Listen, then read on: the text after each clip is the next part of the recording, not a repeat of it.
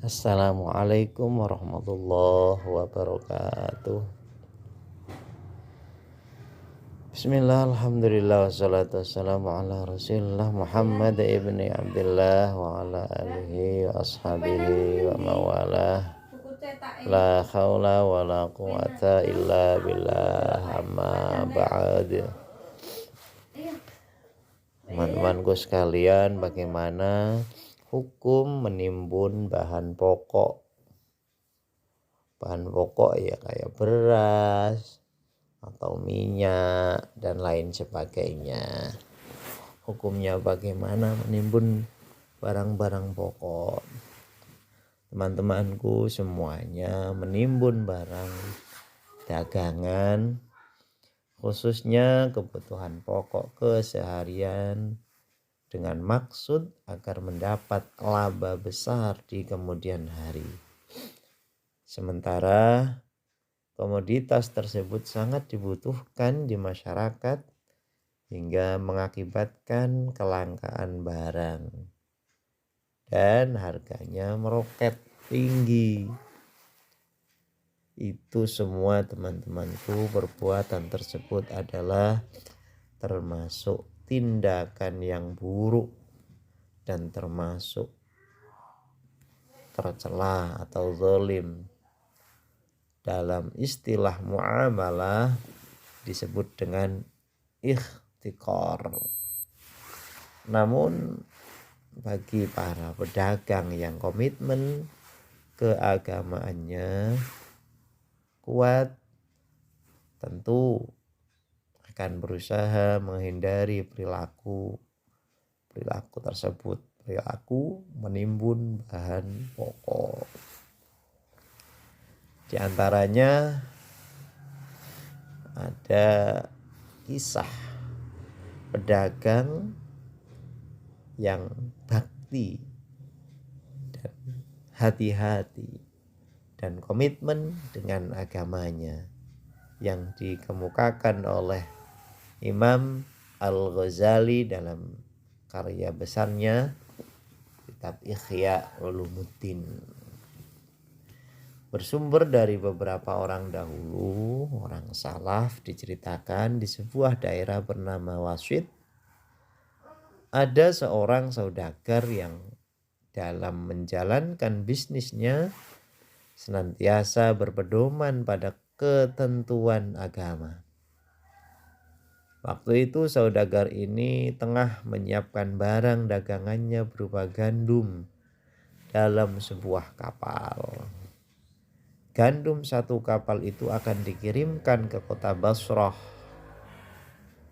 Ia lalu mengirim surat kepada wakilnya yang diserai tugas pengiriman ini. Isi surat tersebut adalah, juallah bahan makanan ini pada hari di mana barang tersebut sampai di tujuan, dan jangan ditunda sehingga hari besok-besoknya. Demikianlah isi surat tersebut. Tapi bersamaan waktu tibanya kapal pengangkut gandum tersebut, kebetulan harga gandum di Basrah sedang turun. Beberapa pedagang lalu menyarankan pada si wakil dari saudagar ini supaya barang dagangan ditahan dahulu sampai beberapa hari ke depan supaya mendapatkan untung besar. Sebab apabila Anda menahan sampai hari Jumat, maka akan mendapat keuntungan dari penjualan makanan ini beberapa kali lipat. Begitulah bujuk para pedagang-pedagang yang lain. Si wakil itu pun akhirnya menerima saran itu dan menunda penjualan bahan makanannya yang sebenarnya telah tiba di Basra. Dan ternyata memang benar, dari hasil penjualannya ia meraup laba lebih besar. Peristiwa keuntungan yang berlipat ganda tersebut oleh si wakil ini lalu diberitahukan kepada saudagar pemilik gandum yang diwakilinya. Tapi rupanya sang bos ataupun sang saudagar tidak bergembira dengan berita itu. Kemudian mengirim surat balasan kepada si wakilnya, sesungguhnya saya sudah merasa cukup dengan laba yang sedikit, tapi agamaku terpelihara. Kamu telah berbuat menyimpang dengan menunda penjualan. Saya tidak senang dengan untung berlipat namun menanggalkan pranata agama.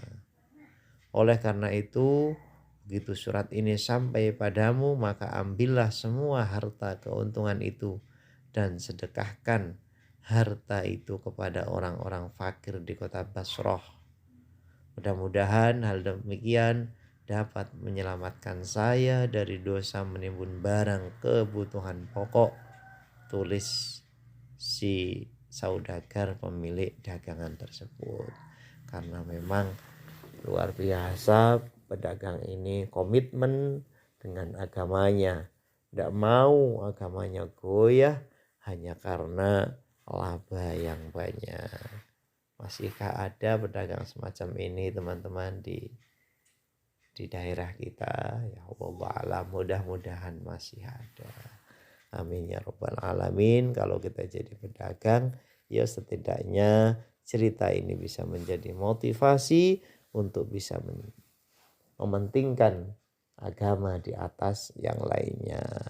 Wallahul muwaffiq ila aqwamit thoriq. Wassalamualaikum warahmatullahi wabarakatuh.